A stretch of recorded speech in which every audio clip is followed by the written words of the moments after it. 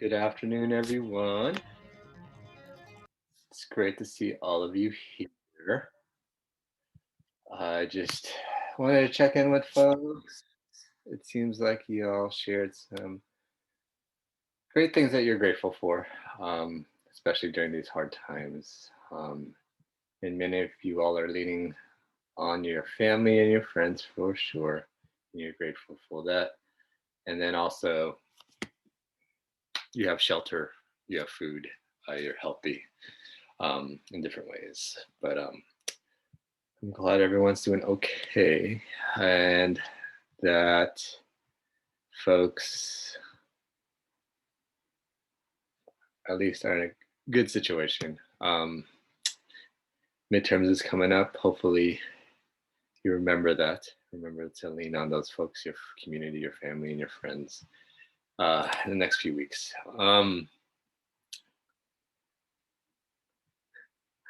What else is folks grateful for? I think that's the general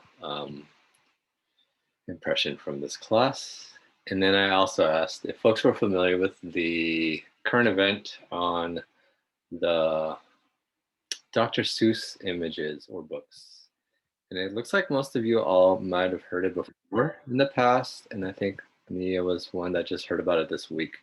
Um, so if you haven't been following the news too closely, I'll get you updated real quickly. So at this moment, Dr. Seuss, the enterprise, the company, decided to pull six books from their collection. And in that collection, kind of portrayed Asians and African Americans in obviously a negative light. And this is not out of the blue. They've been in the process of trying to I guess discontinue these particular books. So there's six books out of 50 plus books that they've written. So it's unfortunate, yes, for sure, that they have had this in their past, but they're actually, as a company, trying to recognize it, identify it, and move on in terms of not perpetuating or repeating those similar types of images. So if you've been following the news, people have been portraying in a way like the left or who are saying, oh, it's recognizing these historical racist imagery. And on the right, it's kind of like they're saying, oh, my children love these books, cancel culture. Why are we getting rid of Dr. Seuss? And the reality is they're not getting rid of Dr. Seuss. The company itself is actually discontinuing those particular books, but they're still obviously making their money telling their story. And I think it's important for this class is like, these are books that in some of your responses is it kind of framed your childhood in many different ways. And I'm not sure if you were able to see some of these books and how it made you feel. But moving forward, these books obviously had a significance to you, and hopefully, um, like any children's book, it kind of frames your principles, your values, and how you see the world, because it's one of your initial kind of experiences in terms of certain stories. So, um, cool. Glad everyone's doing okay and that they're grateful for something. And you just got updated on the Dr. Seuss controversy, I guess. I guess it's in the news here and there. I've seen it in my social media threads. Um, what else? I wanted to check in with folks also. As you might know, I am a adjunct, which is a part-time professor, and which means I actually teach in multiple departments and campuses. So I also teach at City College, if you didn't know or forgot. And anyone take classes at City College of San Francisco in this class? Or have not? No? I'm assuming most of you are from SF, most of you. Oh, okay. Nia's taking a class. Okay. So just a little background. City College provides free education for SF residents, which is a great opportunity obviously communities of color who can't afford, I'm assuming you're paying around 7,000 or so, is it semester for like expenses, tuition, and whatever fees they throw at you. So obviously community college, I came from a community college. It helps in terms of financial burden that you accrue in your undergrad. And a lot of you, maybe some of you, have pulled out a good amount of loans. So this is another way to kind of not be in debt for the rest of your life. And I teach in the Asian American Studies department. And if you haven't heard, but there have been drastic cuts at City College, which means recently about 163 professors, full-time professors, are going to get or are going to receive a pink slip, which means they're going to get a warning that they're going to be laid off at the end of the semester, which is crazy because that's 163 people whose lives have obviously been impacted. And I'm an adjunct, so I'm part-time. Cuts are going to go across the board, not just full-time, but also part-timers. And in the next few months, not I will be struggling with that. I'm not sure if I'll be working at City College, and not sure how long I will be there. But yeah, that's the life of a part-time professor. So I'll be kind of preoccupied here and there. I just want to give folks like I'm saving my job, you could say. And trying to teach uh, these wonderful classes. Um, I'm torn because I have curriculum talking about social movements and activism, but I'm in real life, I'm experiencing it on a day to day. And I am also on the board of my union. So I just say I have responsibilities, not just to my union, but other colleagues. Like one of my colleagues, or two of them, have been given the pink slips. So it's just crazy where City College is at. So um, if you ever get to take a class there, please do. There are CSU and UC transferable classes. If you're trying to get out of state quicker, that's an option that people do. Um, and it's free for at least SF residents. And it's probably affordable, much cheaper than what you're paying at state if you paid for an equivalent class. So that will be weighing on my head for the next few months. And then I hope to share here and there what my experience and journey is like fighting for my job and for other folks' jobs. And then usually it's the programs with the communities of color who are heavily targeted and impacted. So like the ethnic studies departments are for sure the ones on the chopping block. So I'm assuming you all are familiar with the educational system and how it's not the most perfect system, and how obviously certain schools get deprioritized in terms of funding. So, and in the middle of COVID, even worse. So that's the educational system in general. But I didn't want to, just want to update you all too, if I seem kind of out of it. And then three, if you could support in any way you can, that'd be great too.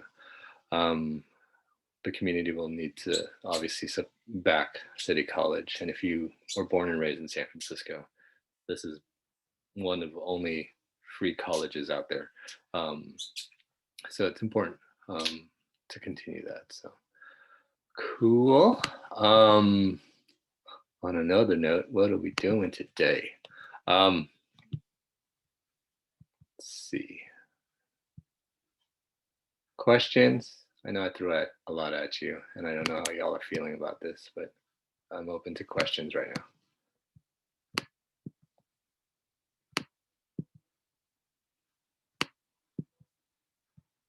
And I appreciate the prayers and the wishes and the hopes from you all.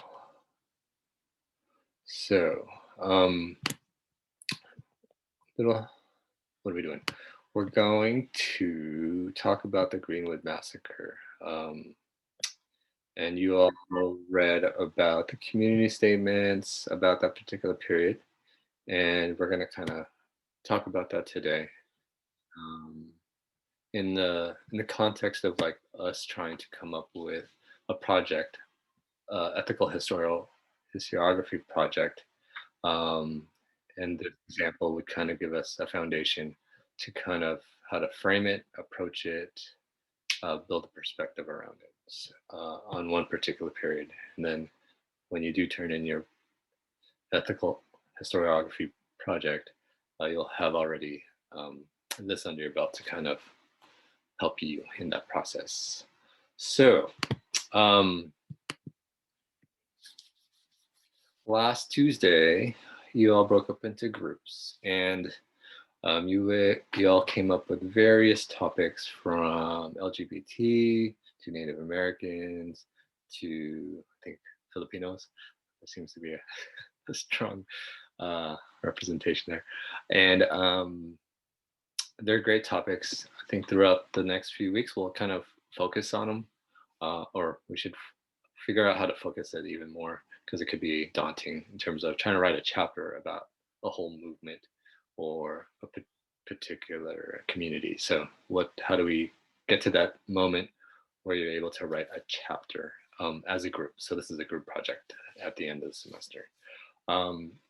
So in order for us to do that, we should practice looking at various historical moments to give you the skill set and the tools to kind of build that chapter that we're going to work towards. And we've been talking about secondary and primary sources. And here with the Greenwood Massacre, we're going to look at particular statements from that community and look at how the massacre was portrayed from the community's perspective, from Tulsa's perspective, and when things didn't necessarily match up in terms of how we remember that particular moment. So we're going to take these personal accounts and gain that historical data, use these secondary and primary sources in regards to history, use this data and determine what the information will help to create and support what we're going to do by the end of the semester, which is the ethical historical project. So in order to understand social inequities in the dominant US historical narrative, we need to approach US history with an eye towards challenging the narrative given to us in our textbooks and media. So I gave you two examples. One picture is of our founding fathers writing the Declaration of Independence. And then on the bottom, has anyone ever seen this picture? It's the same picture, but with red dots. What would you assume the red dots represents? Any guesses? Targets. Okay. What? Any other guesses? One more. So the red dots actually represent all the slave owners of those founding fathers. So the red dots are 34 of the 50-something founding fathers of this country. So why don't we know that? We always see this top picture, but we don't know what's the story behind certain things, especially around slavery. So these powerful elements in society, like slavery, write the historical narrative. They want people to internalize and remember, and who are not the dominant social group. So these people are the dominant social group, but at the same time, they were slave owners. So what is that? How does that frame our understanding of history? We're meant to internalize this, and our communities and our histories don't matter. So obviously we don't see African Americans as founding people in this wonderful country that we live in, and any other ethnic groups in that. Because again, we were founded on the political economy of slaves, and that doesn't necessarily just mean African Americans, but Asian, Latinos. So those histories, where do we see them today? Questions? So we're gonna launch a project today. I'll explain the details, which will look at the Greenwood Massacre, look at overlooked histories and marginalized communities, looking through a different lens, allowing us to bring these silences to the forefront where US dominant narratives have kind of put them in the back burner. And hopefully gives us a more comprehensive understanding of this US history and national identity. So we're going to go through this. I'll give you the, what's it called? The details of this project around the Greenwood Massacre. And then we're going to go through breakout rooms today to kind of work through that. But before we do that, here's a little clip about the Greenwood Massacre just to refresh your memory of what you've been reading the last few days. So we generally call it the catastrophe because we feel like it wasn't a riot. We were not the perpetrators, we were the victims. But it took 80 years to get the state of Oklahoma to acknowledge that. The Tulsa Race Massacre is believed to be one of the worst incidents of racial violence in American history. From May 31st to June 1st in 1921, as many as 300 people were killed, hundreds were injured, and thousands of buildings were destroyed. On June 1st, they began to systematically destroy neighborhoods, and they had airplanes dropping things down on people's houses, and they had made up their minds to clear the entire area of Black people. It started after a newspaper reported a Black man tried to sexually assault a white woman. Though it's still uncertain what exactly happened, many did not believe that story. The Oklahoma Historical Society said the most common explanation is Dick Rollins stepped on Sarah Page's foot when he entered the elevator, causing her to scream. A group of armed Black men went to the courthouse to offer help protecting Rollins once they heard talks of lynching. A crowd of white men was also on the scene. A shot was fired and the riots began.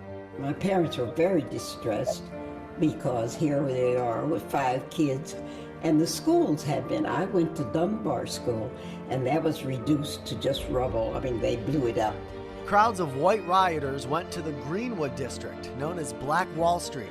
It was home to an affluent African-American community with banks, hotels, theaters, and new homes. They took my 8-year-old brother too, where they were holding all the Black men. And we didn't know, because we lived on one side of town and they lived on the other. We thought they were locking up the non-Blacks too.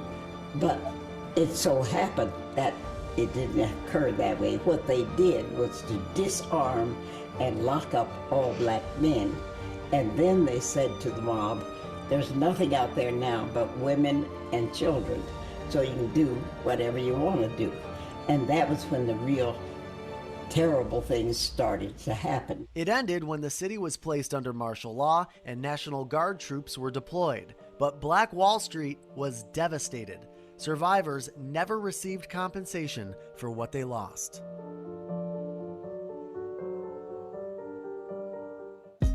Hey, thanks for watching. If you like this video, check out these other videos from USA Today. We generally... So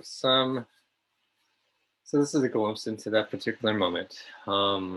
We were able to hear one testimonial from, I think it was Olivia, of her, how she remembered that moment. And as we reflect upon this massacre, these are some questions that I want to pose. The residents of Greenwood had created a thriving environment before the massacre. What types of cultural capital did the community embody? And some of you are wondering, what is cultural capital? So in a capitalist society, we live on this idea of, if you make a lot of money, you're a sex vessel, it has value, it has prestige, and power.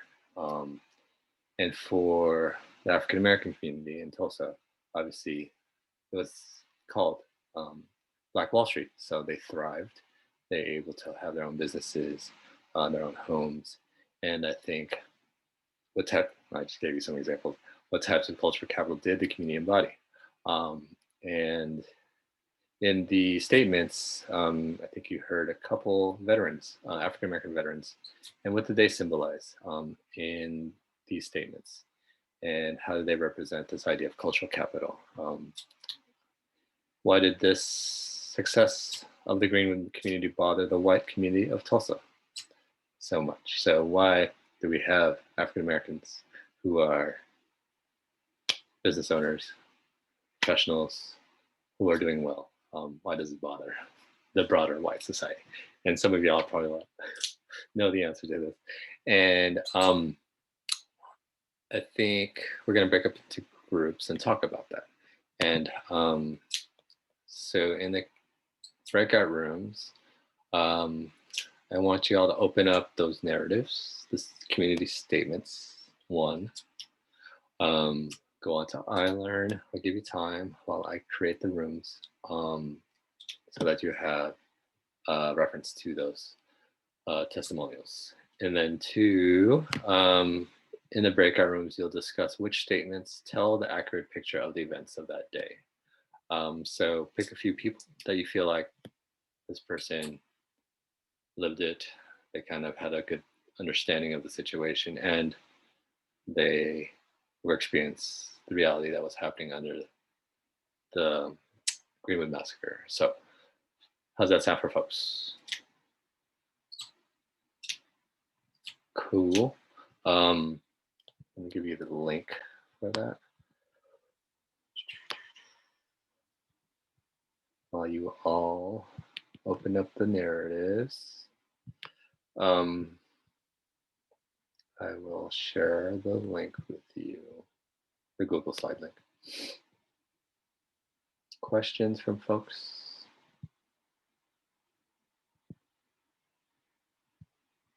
Okay. That's not it.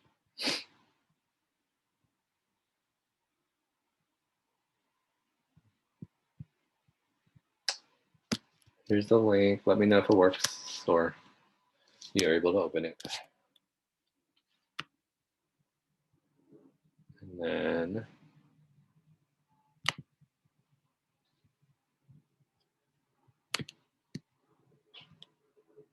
you need access. Knew it. Did I not give you the right? Oh man. I'm glad I asked that once in a while. No, private to only me. Sorry. Let me change the settings. It's one of those days. I told you I'll be a little off. Oh man. Already? Oh man, it's just the beginning of the fight. Copy the link. Fight for City College. Okay, so here's the link. Please be editable. Oh wait, did I send it to y'all? It worked. Okay, cool. That's one victory. Now, as everyone have the community statement in hand, at least downloaded somewhere. Okay, so how many students do I have today? 35. So if I break you up into, I want at least 4 in each group. So that's 4 times 8 is 32. So maybe 9 groups.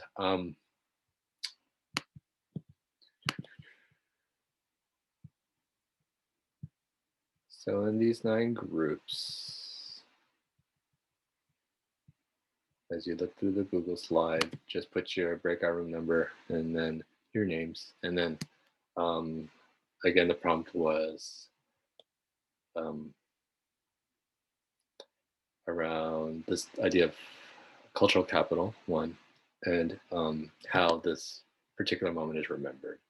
And in the video clip, we saw the Booker, Miss Booker, kind of share the 2 sides of that story and how it's remembered. So, questions before I let you in? So about 15 minutes or so to talk about it within your small group. I would kind of focus on the first few minutes, kind of reviewing the community statements, because there was about 12 pages of it, and kind of go back to the ones you think were reflective or representative of how how the Tulsa massacre should be remembered. Cool. All righty.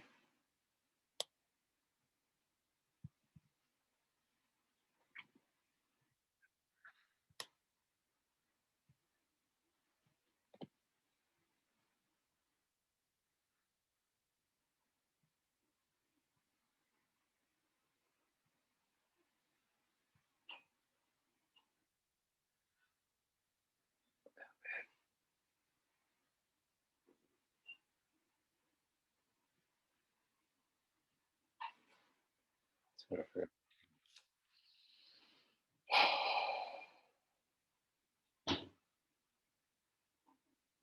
I'm gonna have to recreate it for the other one.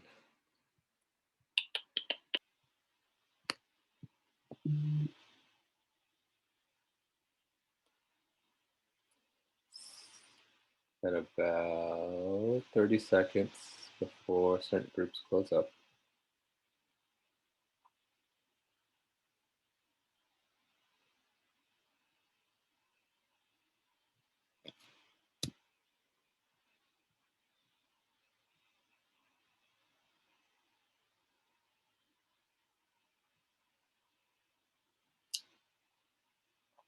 It's like some people are still typing. Okay. Welcome back, everyone. So, which accounts, according to these community statements, basically kind of gives an accurate portrayal of this moment? And each group was given that task to figure that out. And I'm just going to go through a few examples to get a sense of where everyone's at on these reflection questions. And as my slow computer loads, Rennie and Chelsea, if you can, just share the first question. The residents of Greenwood had created a thriving environment. So what we listed here are like business owners. We wrote this down because on the article it says that like many of the black business owners were burnt down. So we guessed that like a lot of them own a lot of businesses. And the guy named O.W. Gurley, he owned a hotel and which made him like the wealthiest in the Greenwood, which is called Gurley Hotel. And there were like range of careers that listed as well. So we just said teachers, surgeons, and like officers. So this was the Black Wall Street for sure. And we see that African Americans were participating in American society in different aspects, from teachers, surgeons, officers, owning certain businesses. And they were thriving for sure in this environment before the massacre. And for room number 8 with Maylee, Jocelyn, and Crystal, in particular, the World War II veterans, what did you discuss?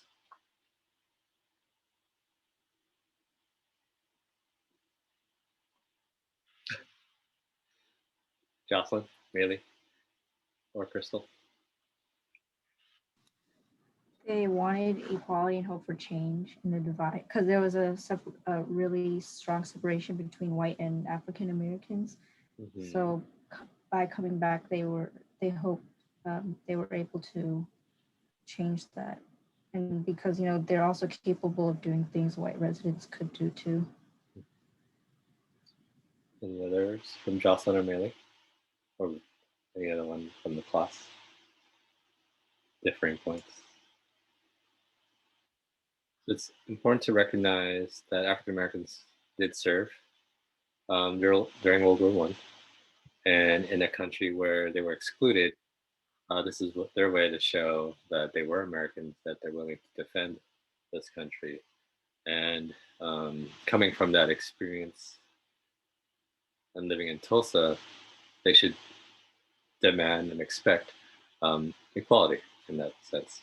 But if you recall from the video, an African American World War one veteran was carrying a gun, and then that created this whole one of the sparks to create this riot. So cool. And then with Veronica, Janella, Josh, Hildy, the last point. Why do you think the white community had a difficult time with this Black Wall Street? So I thought they had a hard time with it because they saw that the African Americans were like up on the rise in businesses and having like more success than whites were, so they wanted to take away everything from them before they took everything away from them. So they wanted to like beat the whites. Beat the blacks out before the whites lost everything. Yes. So if you remember, things were segregated. Discrimination was very prevalent still. And obviously seeing African Americans, Black Americans in these positions of success, which is the American dream is for everyone, not just white America. All those racial tensions obviously boiled up into this particular massacre. So cool. Anyone want to add to this particular question? Thank you for sharing. So these particular perspectives from the teachers, the surgeons, the business owners, they played a particular perspective in the bigger picture of how we remember the Tulsa Massacre. And for the next part of this class and the project itself that I'll explain, we're going to write an article about how do we remember the Greenwood Massacre. And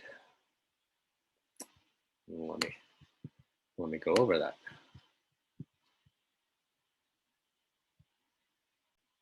So in groups, you won't be writing this on your own. And the reason why is because your ethical historiography project is in a group. So I'm trying to give you as many opportunities to work with various people so that you get a sense of who folks are and who you might be wanting to work with. I think ideally you would work with someone that you feel comfortable with, that you kind of see eye to eye on particular things, and you think you would work well together with. So I'm trying to create these opportunities for folks in the class to then in long term complete your project. But right now, this particular assignment, students will engage in writing a newspaper article about this particular event. And how are you gonna tell the story? This from whose angle, I guess. Some of you already pinpointed some of them. Oh wait, you only see, it's not full screened. Give me a second. Okay. From that newspaper article, how are you gonna tell this idea, the story of racism? Tell the story about how these communities were for sure devastated, destroyed, and then as a group, what are the main points that you're gonna kind of highlight from the community statements? So again, when you split up into groups, review the community statements, try to remember the video documentary that you watched. Can we choose our groups? For what, the article or for the final? Or the ethical historiography project? For both. At this moment, I'll be choosing your article for now. But for the final, you will choose your groups. And what I mean by that is some of you all are comfortable with each other, I think. You're able to approach someone and say, can we work together? Some folks might not be at the same place. So I'm trying to create or make those connections with people in the class for now. But if you really want to work with other people already, you might want to kind of put that in their radar. Is that clear, Rexall? I know you probably want to work with certain people, but for now, let's try to work with others. And maybe you would love to work with the next group of people that you meet. So in the community statements is basically how you're going to write this. We use these examples to write your article and describe that moment. And some questions to consider. Which community members are you going to kind of focus on?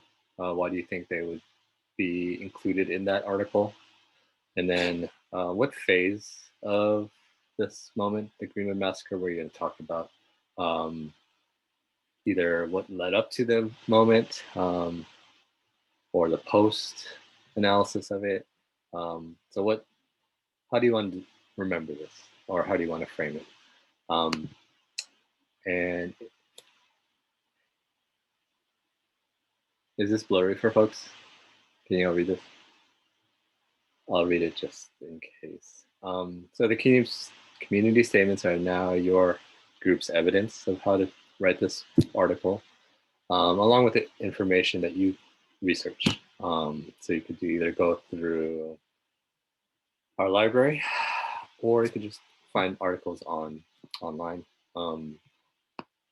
And instead of focusing on the chronology of the events, kind of focus on certain elements that describes the community's feelings, emotions, thoughts through this moment.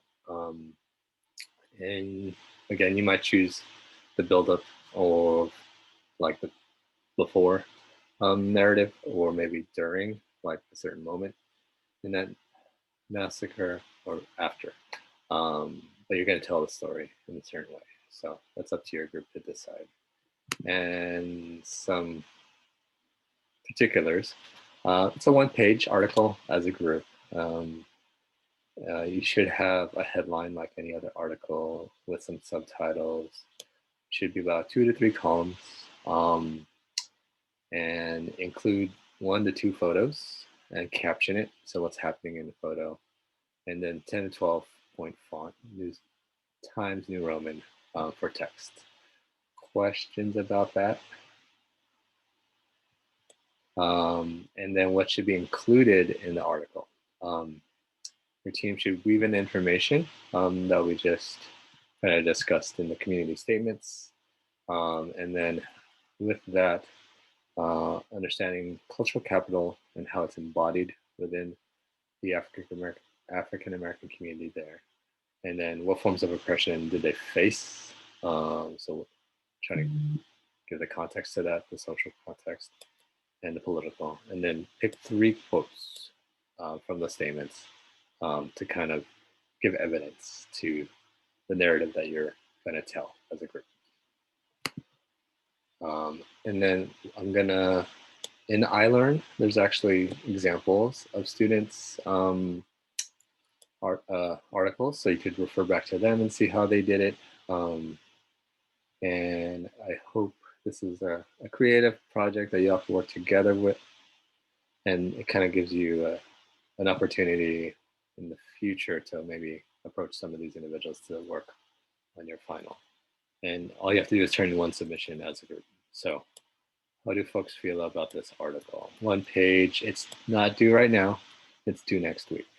You got a week to work on this. So, you know, unless you're all proficient writers and you have a story to tell, but I'll give you about a week to do that as a group. Cool. Questions? Now, I have a dilemma. So I grouped you before to kind of talk about the accuracy of this moment. And I was thinking, oh, I'll just use the same groups. But one of the groups is only 2. I don't know how that played out, but it did. But everyone else pretty much has either 3 or 4. So I'm gonna most likely recreate groups. Are people fine with that? Unless Chelsea and Rennie are down to do it between them 2. If there's no opposition, I'll just recreate. or they can join other groups. That is true. Okay, Rennie's down with anything, but this is democracy. What do folks really want to do? If you're okay to work with the groups that you already were in previous, could we do what, Rexel? Join a room. Oh, you want them to join another room. Okay. I think that's a great idea. So what I'm going to do is recreate the room. Sorry. Send you off to your old rooms, 1. And 2, for Rennie and Chelsea. So you have more voices in your article. I'm going to hold off in going into your breakout room. And then I'll move you to one of the more, I think there's some groups who have 3. So that will even out actually for those groups. Sounds good? Thank you for your patience, and thank you for the support in making these groups. So, so the next 25 minutes or so, you're working on your article. And some guiding points is maybe just checking in with the group of the folks you already did, build off of those points that you have in the Google slide, and then create the narrative, the story from those particular points, since that's already a starting point. How's that sound for folks for guiding point or guiding? Professor? Mm-hmm. Sorry, Hildy couldn't make it to class last time, so she's not in a group. Hildy. Hello. Last time in terms of last breakout room? The last class on Tuesday. Oh, okay. These are completely new groups. Oh, okay. Yeah, so if you weren't here Tuesday, these are random groups, actually. Okay. So don't worry about that, Hildy. But thanks for letting me know. So, if no other questions or concerns, Rennie and Chelsea hang out, and then I'll move you somewhere else.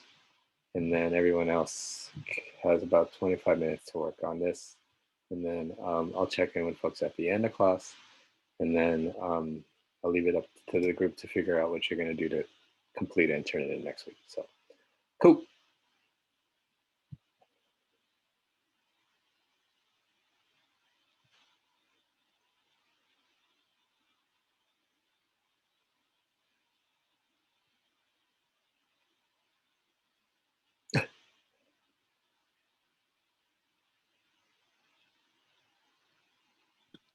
I didn't get sent to my group.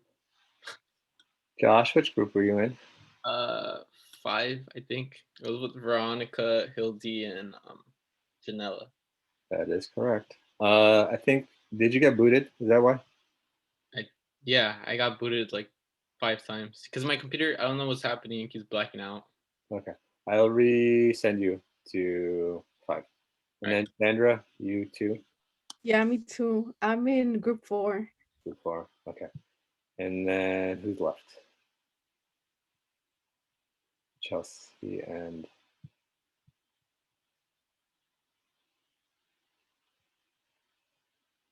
wait, I'm confused. Chelsea and Rennie, you're gone, I think. Okay. So